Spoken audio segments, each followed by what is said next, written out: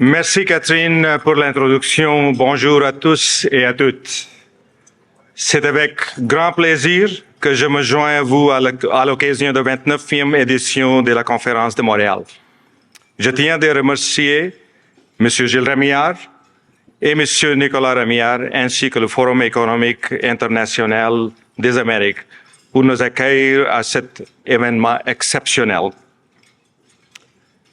Good afternoon, everybody, and allow me to please reiterate how thrilled McGill is to partner with the Forum to launch a new conference that will explore how Quebec can lead the development of greener battery power globally. Merci au Forum pour votre collaboration. Je me suis joint à l'Université McGill en avril dernier. Et je suis ravi d'avoir la chance de rencontrer de nombreux membres de la sphère montréalaise aujourd'hui. Les mots me manquent pour vous dire à quel point je suis heureux d'être de retour dans cette ville exceptionnelle où j'ai déjà passé 18 ans très agréables entre 1987 et 2005. Il me tarde de participer à l'avancement de Montréal et du Québec à vos côtés. Our luncheon today is entitled Spearheading Innovation and Digitalization in Biotech. When we reflect on the breakthroughs in the biotechnology industry of late, we immediately think of Moderna and Mr. Noubar Afeyan, our keynote speaker. Mr. Afeyan is the co-founder and chairman of Moderna and the founder and chief executive officer of Flagship Pioneering. If we can safely gather today here in person, following years of distancing and disruptions, it is thanks to the vaccines developed to combat COVID-19.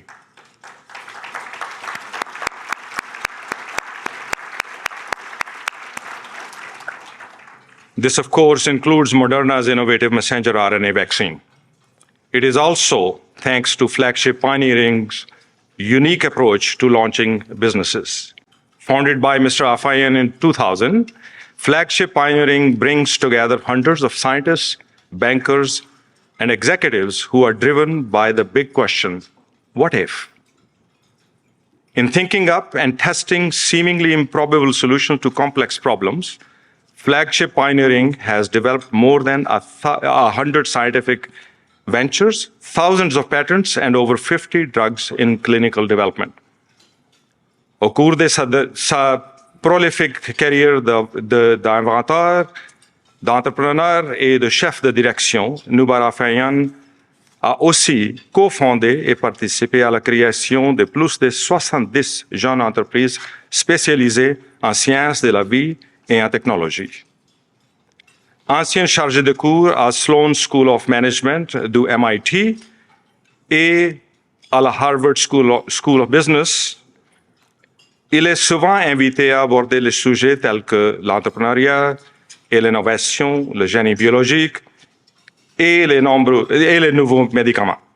Monsieur Afeyan holds a PhD in biochemical engineering from MIT, and I'm very proud to say he is a double McGill alumnus, having earned a Bachelor of Engineering in 1983 and just last year an honorary doctorate from McGill.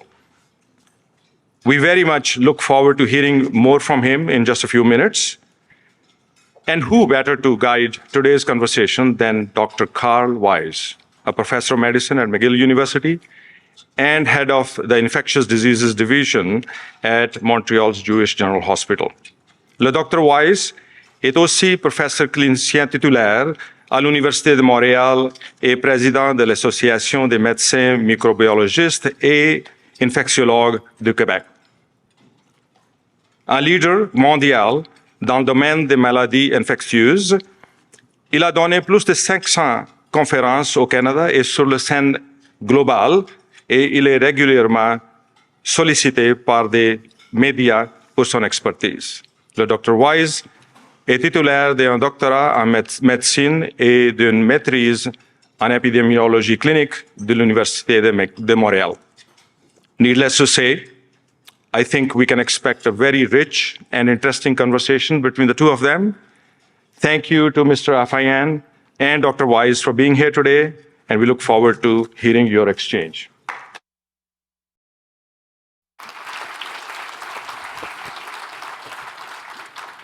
So, hello everybody, bonjour, bienvenue Noubar. Noubar has a special connection to Montreal, so welcome home up to a certain point. We're very happy and honored to have you here today.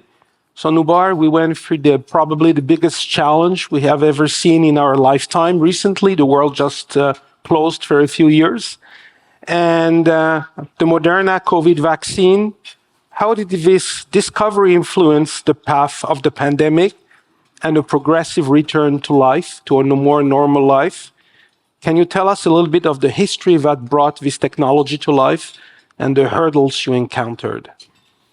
And we have how long? 4 hours. Okay. So, well, first, thanks for the introduction. Thanks for the invitation. It is, in fact, a great pleasure and honor to be here. I left Montreal 40 years ago, but I've been here probably 150 times since then because I have family here. I grew up on the streets outside of here. I've, used to look at this hotel back then and many others, and to be here inside meeting with a professional core is something that I haven't experienced before, and I'm very pleased to be able to do so. So, we talked a little bit about biotechnology in the introduction, and biotechnology is a field that pretty much started in the early 80s. And in the beginning, the idea was to complement small molecule drugs with proteins. And proteins were made initially with bacteria in things that look like beer vats, basically fermenters. And then eventually we started coming up with ways to use other cells, of all things, cells from unsuspecting Chinese hamster ovaries. Those of you who work in this field, turns out that became the standard way of producing most biotech products. Pretty esoteric things, but indeed created a several $100 billion industry called biotherapeutics, biopharmaceuticals. And my journey in that along the way has been as an innovator and entrepreneur, and been involved in a number of different technologies. One of them that came out of our labs back in 2010 really was an attempt to see, can you use the body's own cells to make any protein you want? Because if you could get rid of the biotech manufacturing as we know it today and replace it with the manufacturing of some other substance that you would have to inject to instruct cells of how to make the protein you want. That was the what if question. Can you use the body as a biomanufacturing plant? It's a pretty obscure and kind of crazy question we asked back in 2010. Of all the ways you could think of doing it, you, of course, immediately would realize you need to use a code molecule. And code molecules in nature are transmissible things. DNA transmits its information to other DNA, also transmits it to RNA. And so we started looking at that class, never been used as drugs before, particularly mRNA. And we started asking, why hasn't this been done? And we found that there's a lot of things our bodies do to reject mRNA. Because the only other time our bodies see foreign RNA is when we get infected. And when you get infected, turns out a whole bunch of viruses, including coronaviruses, are based on RNA. So the very threat that the viruses bring to us, our bodies have learned how to reject. So we thought, okay, well, is there ways you could disguise a synthetic version of an mRNA so that the body doesn't think it's a virus and it makes whatever protein you tell it? Well, that thought and 10 years and $2.5 billion allowed us to build a platform. And that platform was in fact ready in 2020, not to go after SARS, but to go after any protein or any vaccine. In fact, at the beginning of 2020, Moderna was a company of 700 people. We had 20 drugs and vaccines under development in human trials, 20. Most people had never heard of Moderna, so they thought the pandemic was the reason Moderna exists. The reality is Moderna was a 10-year-old, $2.5 billion into R&D company. And so, but all of that long way of saying that platform was in fact one of the first attempts to digitize and render biology into an information technology, which meant that anything that we wanted to do next, we could just code for the molecule, make it in automated systems, and test it. It sounds crazy, but that's where we were. And we had never had to use it overnight, but we had used it slowly for lots of programs. So rolling the clock forward, the scientific challenge, this will be maybe, I hope it doesn't disappoint you, was actually far less grand than it may seem. The real challenge was, would it be safe? Because this class of molecule had only ever been given to a few hundred volunteers in our trials up until then. So we had no idea broadly if it would be safe, and we needed to test. And then the second thing is, we had only ever made a few thousand lots of any kind of mRNA under what's called GMP, manufacturing grade materials. Well, we knew that if this was going to attack the pandemic, we would need to make 1 billion doses. And nobody on the planet had any idea how to make 1 billion doses of a protein that's never been made before, proteins at that scale, let alone mRNA. So those were the kind of, that was what the mountain, the Montreal, or probably even bigger mountains that we were looking at the beginning. And, you know, I'm happy to get into whatever aspect of this is of interest, but that's, so the science was rather there, the regulatory and clinical framework untested. And of course, the one other thing I'll say is the experience during that time, which is just a lot of near-death experiences for the company, for all of us, involved a set of things that in hindsight are really unprecedented. The biggest one of which is partnerships. The notion that governments collaborated, and within the US, for example, the clinical infrastructure was put in place overnight to test in 30,000 people a totally foreign substance safely with a lot of attention to making measurements. And that all of that with the military's involvement allowed us to very rapidly secure any materials we needed. So you have to imagine during the height of this pandemic, anything that we needed in our labs to do what we were doing would be flown in by military planes because the supply chains were completely broken. We couldn't wait a month to receive a special vial of something that we needed. And that whole thing was stood up. It worked. In fact, as an engineer by training, many of you may have heard the expression Murphy's Law. Murphy's Law says anything that can go wrong will go wrong.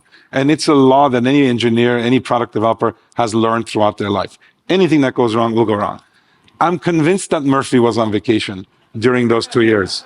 Suddenly, he didn't like the pandemic because basically anything that could go wrong did not go wrong. And there's no explanation for that. There's no amount of backup to backups we can have and this and that. You have to concede that this could have gone a very different way, which is why I worry that nowadays everybody's trying really actively to forget the pandemic and what we learned from it. And I worry that the chance part of it may not be back when another pandemic hits. And we got to treat it differently. So, long answer to your question, sorry. Very interesting. So, Noubar, you're the company you founded, Flagship Pioneering, launched in 2000, has yielded a great impact through the over 100 scientific venture. How do you go about systematically building companies from the ground up? And what message would you share with upcoming entrepreneurs which will navigate an increasingly complex and interconnected world in the field of medicine? So, I started, the first company I started was back in 1987, and I did it in the kind of classical way. Entrepreneurs propose a new idea, they have to scramble to get money. So I did that. It was actually a pretty awful time. The stock market had crashed. I had no idea as a 24-year-old PhD graduate why the stock market mattered in biotech startups. But it turns out that money is the circulation of the economy, if not all of life, it seems these days. And back then it was the same. So that was a pretty tough time, just like today is. And from there, after having experience in one company, and then I started co-founding a few others, I got interested in this notion of why every entrepreneur had to do this on their own and why it was such a kind of, I'd say, an amateur activity. And this is not to cast kind of a negative light on it. I did it for a long time. But why had this not become a professional activity? And by that, I mean something you could learn, something you can get better at, something you can practice with a group, something that there's norms in. And back in 87, 89, this was just a completely crazy thought. It still is, by the way, because society loves to believe that entrepreneurs are supposed to improvise, struggle. There's a whole romantic side to this. And if you say, you know what, why can't we do this over and over the same way? That's not a good thought. So back in 2000, I decided together with some colleagues to run an experiment. Could you conceive and create companies in a repeatable way? And if so, how would you do it? And before, if you're sitting here, you said, no way will entrepreneurship ever become a profession in your lifetime. And you might be right. Think that 200 years ago, 300 years ago, That's what people said about medicine. That's what people said about architecture. That's what people said about teaching. None of these were professions before they were professions. And before they were professions, people swore that they'd never be professions because people were winging it. So with that thought, we launched this company called Flagship Pioneering. What we learned, though, was that that thought alone wasn't enough. And there's a lot of additional know-how we had to build, which we've done. Today, Flagship is a company based in Cambridge, Massachusetts, that is 370 people. About 100 are scientists, entrepreneurs. We have our own way by which we create these new platforms. We are focused entirely on platforms. Moderna was called LS18 when it was born. It was the 18th life science company that we had built. We do 6 or 8 of these a year now that we launch these platforms. And so there's a lot of learnings to it. But the general thinking is 23 years into our journey, I do believe that one can get a lot more thoughtful and accountable in creating companies than what is usually thought of as this kind of almost lottery kind of thing where you get lucky and your idea works. And the struggle isn't dignified by that kind of view of the space. So we think this is something that can be done in a team way. And as to your question, what do I suggest to entrepreneurs? I mean, first of all, being an entrepreneur is probably the hardest way to make money. And I think that anybody who does this because they think it's some shortcut, it is grueling and it involves a lot of failure. And these failures are kind of part of the creative process. And in fact, much like in nature, if in nature some competitors didn't die, you wouldn't have evolution because you wouldn't have no idea which ones have superior capability to live. And that dynamic is pretty cruel on the people who don't succeed in any given round of competition. But being able to get back into it and compete again and again, that's something that, frankly, none of us are prepared for in our education. More recently, obviously, college education gives people a bit of a sense of what it's like. But imagine being prepared for a life of disappointment with occasional appointment, if there is such a word, the opposite of disappointment, right? That's what you are that you're signing up to do. It's a little like military service, I'm sure, in the sense that your adversity is omnipresent. And so adopting mindsets that prepare you for this, realizing that this is not some get-rich-quick scheme, and just understanding that it's a serious business because you're taking other people's money, you're taking other people's careers and lives and their families, and you're devoting it to something that you probably made up because there's really no proof that it's going to work. That's kind of what you start with often, certainly in biotechnology.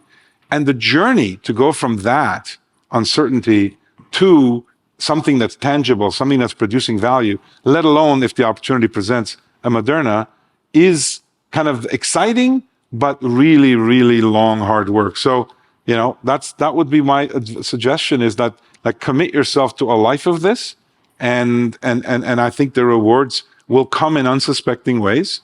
And the biggest reward is the impact you can have, because ultimately in the healthcare field, the beauty is we don't have to sit around saying, what am I doing after work to have social impact? I mean, everything we do has impact on life. And so that's, before we go to work, we've had social impact. So anyway. Thank you. Another question, maybe on a more personal basis. So you're an immigrant who fled Lebanon during the Civil War and came to Canada before doing your PhD at MIT. What role does immigration play in broadening North American medical and scientific expertise?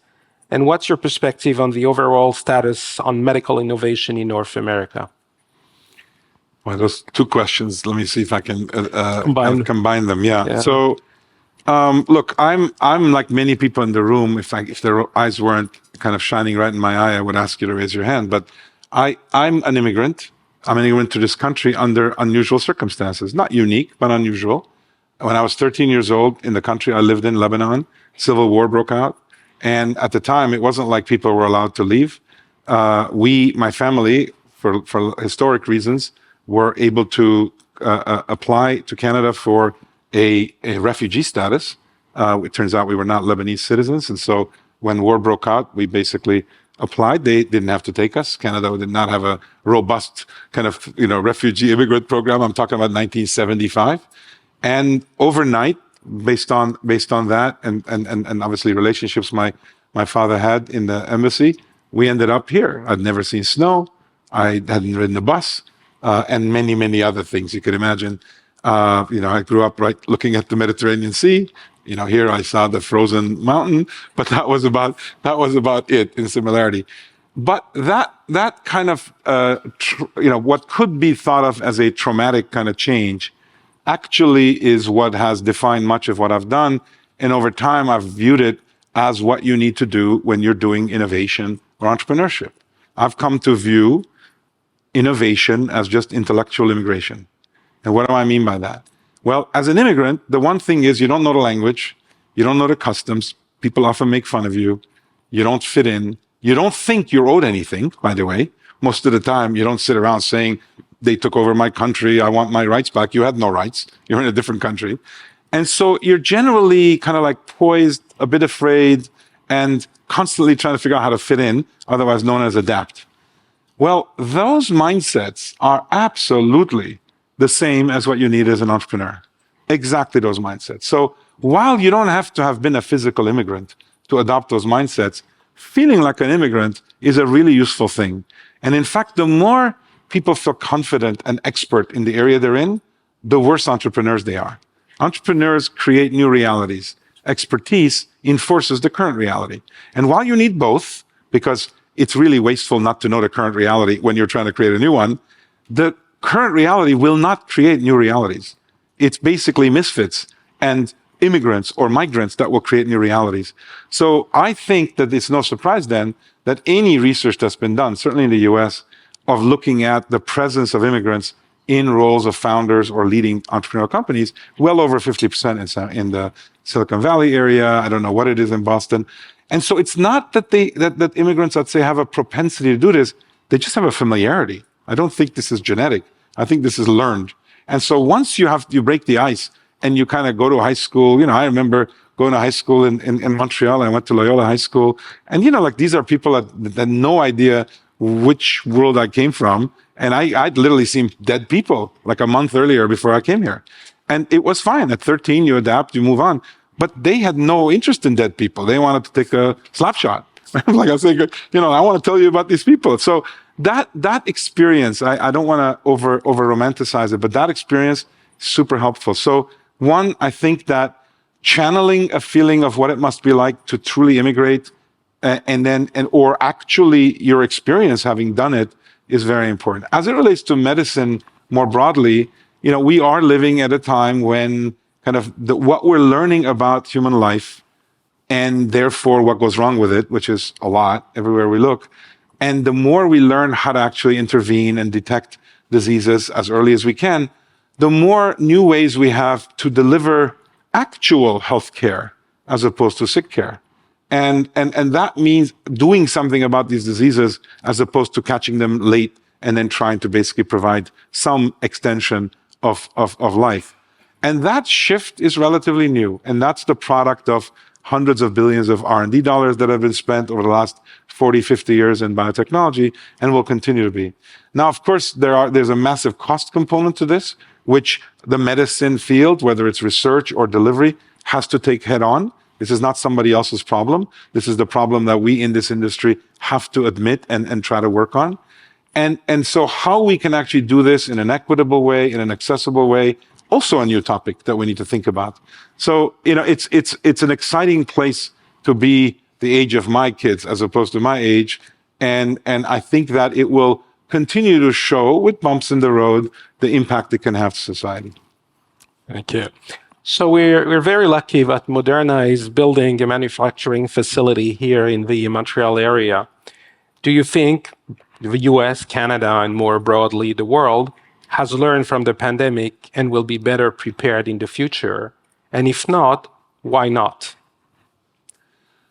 Well, yeah, I don't think it's a binary thing. So first of all, I don't think Montreal is lucky to have Moderna build a plant here. Montreal has a lot of the right conditions that made it the right place to choose. And fortunately for me, since I'm founder and chairman of Moderna, I had exactly nothing to do with the decision. Of course, they knew that I had familiarity, but that's not how it was decided. We had a rigorous process. If anything, it probably disadvantaged Montreal a little bit. Those of you in the room who participated in it, I know we had colleagues from McGill.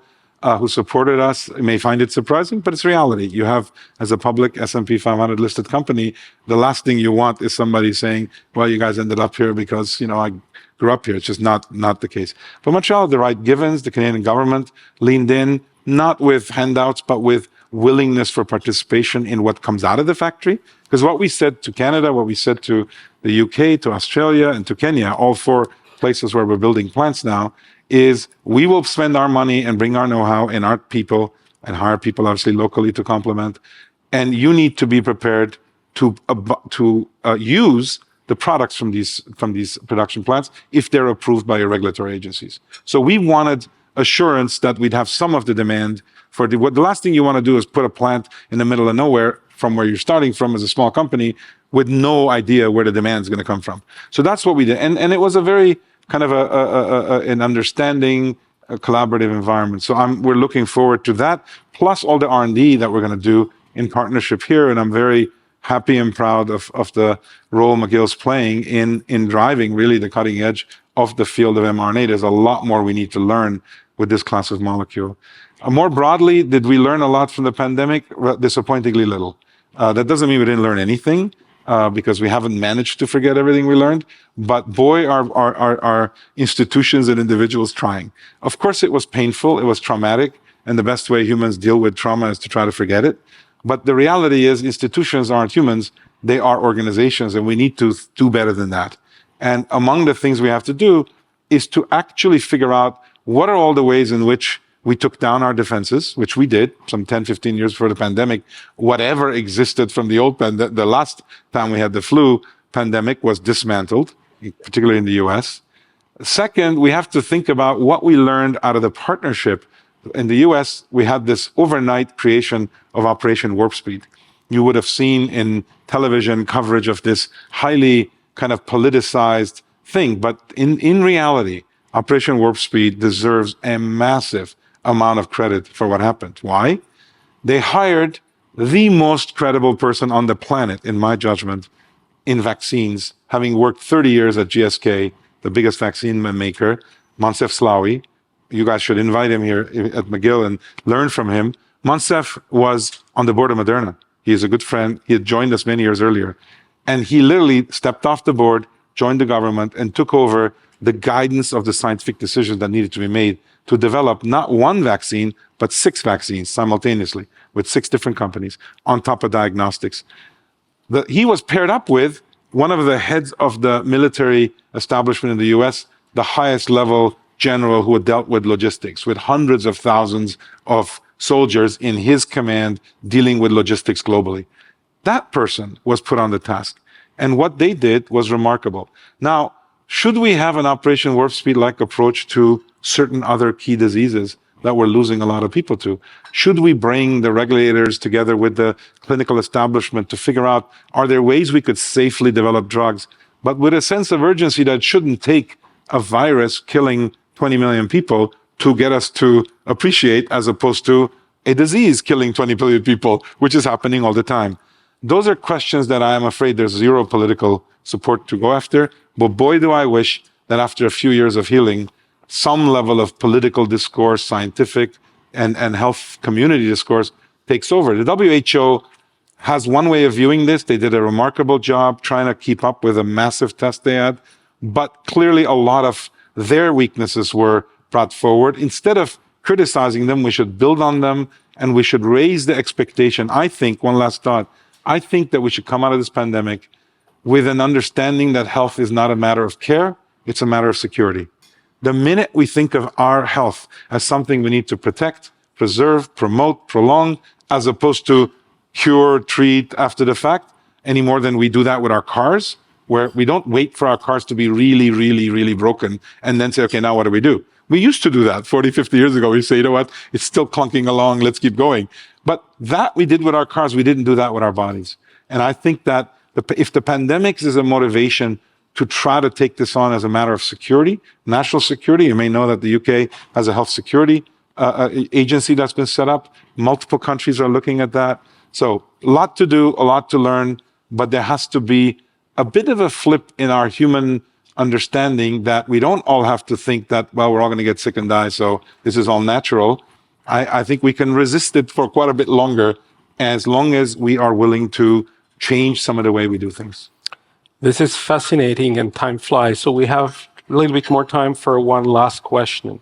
So people are living longer, many chronic diseases, including cancers, are better treated and controlled in an environment of increasing healthcare cost. What do you believe are the most critical health challenges we need to address, and how is Flagship going to go after them? Well, the one thing I was hinting at already in the previous answer is that I think we have to take everything we're learning about the nature of disease, the cellular mechanisms that are involved, which if you thought we know a lot about, those of you who are not in this industry, we know extremely little about, extremely little. And so we're just beginning to find out bits and pieces of how many of the diseases that afflict us actually do that. But the more we learn about that, the more we'll learn the early signs of the disease. And I don't mean by that through diagnosis, I mean at a molecular level, the early things that go wrong, pathways that change, cell states that change. And with that understanding, I think we have to think of what we call preemptive health and medicine. Preemption, it's a little bit of a softer word than prevention, which is what people promise but can't deliver with a lot of technologies, because that's a big bar. Yeah, you can with certain vaccines prevent disease, but in many others, you can preempt. And what I mean by that is to delay its onset, to derail its progress, right? When we remove polyps in colonoscopies, there's no guarantee those are going to become cancer, but we remove them anyway. We're not preventing the disease, some people still get it, but we certainly are doing something that is delaying, on average, the course of the likelihood of when you're going to see that. Why don't we do that with Parkinson's? Why don't we do that with Alzheimer's? Why don't we do that with obesity? The notion that we can't is flat out wrong. We just haven't known how to do it. So what if, to come back to the what if question, we said, you know what? Some percentage of our dollars is going to go into that. Now, you might ask yourself the question, how much do we spend every year on this upstream, preemptive, doing something before there's a disease part of our health? I'll let you think about it, and then I'll spoil your imagination. 2.5%. 2.5% of our money goes before disease. But what if that number was 5%? What if that number was 10%? What detection would we do to see early onset of these? What could we try then as interventions, not treatments, but interventions to do this? Now, to do that, you need not only technology, which is the part we can develop and are developing, and others are too, but we need regulatory reform. We need insurance reform. Like right now, insurance companies in the US don't really care much about it. They talk about it. Why? Because people change insurance on average every 3 years. And so we get told all the time, why would we want preemption if in fact the person is going to go to another insurance company? Which is a crazy thought, but that's what we have. Here the system's different. So how we can get this level of discussion to aspire to look, in the US, almost 20% of our GDP goes to healthcare. So I often ask people, politicians there, what does that number have to be? It's much more than defense spending. What would that number have to be? 30, 40%? We can expect when that's going to happen before we say something has to change. Now, you can tell drug manufacturers, sell your drugs for cheaper. But the natural consequence of that is that they're not going to spend as much money developing these drugs. And they've said that repeatedly, and it looks like a threat. But the reality is every economist who's looked at it says, yeah, there'll be some effect, but maybe that's worth the trade for society to actually pay less for drugs and get less of them. The alternative is that we can apply our ingenuity earlier on. And I'm sure in your practice, infectious disease is a damn good example of that. You know, you can do a lot at the early onset of these things.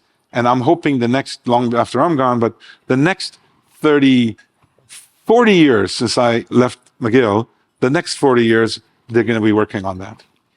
Noubar, thank you very much for sharing your thoughts with us. And thank you also for sharing a piece of history with us with the Moderna story. So that was really great. Wow. Merci, Monsieur Afeyan et Dr. Weiss pour cette fascinante discussion et pour avoir partagé vos idées et vos connaissances approfondies avec nous. I felt I was sitting there and watching this, and it was like drinking from a fire hose. The fire hose of ideas, and there is much to take away. And I am going to take about 30 seconds to put my finger on two ideas that came up, I think, that are very relevant to the present context. One, Monsieur Afeyan's thoughts on immigration and the role immigrants play in developing our societies, our economies, and so on. And as he said it very elegantly, immigration itself is an act of entrepreneurship. To leave behind everything that's familiar, leave behind everything that you feel comfortable with, and come into a complete unknown is a massive act of entrepreneurship. And that's why so much of the lift in our societies has happened through immigration over generation. It's not just recent phenomenon, it has been going on for a long time. And very interestingly, we preoccupy ourselves with immigrants who come and how many of them stay, how many go away, and so on. We spend too much time worrying about it. Immigrants are in their mind, they circulate, and they go away, and sometimes they come back. Many times they come back, and come back with great contributions. Like, for example, through Noubar himself, he grew up here, he went away, and Moderna is back through his efforts. And it's not back because he, as he said very well, did a favor to Montreal. It's because Montreal was ready with its strength to receive Moderna. And that brings me to the second point I want to make, which is a takeaway from this, that it's not an accident that there is a connection to Montreal and what has happened with Moderna and many other companies, and what's the revolution that's going on with mRNA research. The roots of that at McGill alone are at least 50-year-old. And this tree that we see growing, it has roots in many places, but big part of those roots are here in Montreal, and not just at McGill. A lot of the work that has been done that goes behind these technologies has come out of Montreal and Quebec. The most recent announcement, which I'm sure you're aware of, $165 million investment here in developing mRNA therapeutics, that has resulted because of the collaborative work that has happened between multiple universities, 3 of them outside Quebec, but 2 right here in Quebec, McGill University and University of Sherbrooke. So these are lessons for us to learn about the value of entrepreneurship, value of immigration, and value of supporting ideas that at the time may not seem like very much, but over time they go on to revolutionize our lives and they enhance the quality of human life. Alors, I know that I'm standing between you and your lunch, so I think there's much, as I said, to understand and discuss, et je vous invite à poursuivre la conversation au cours de votre dîner. And let me just simply leave here avec un chaleureux remerciement pour votre participation. Remerciement à M. Afeyan et M. Weiss. Et je vous souhaite une très belle après-midi et bon appétit.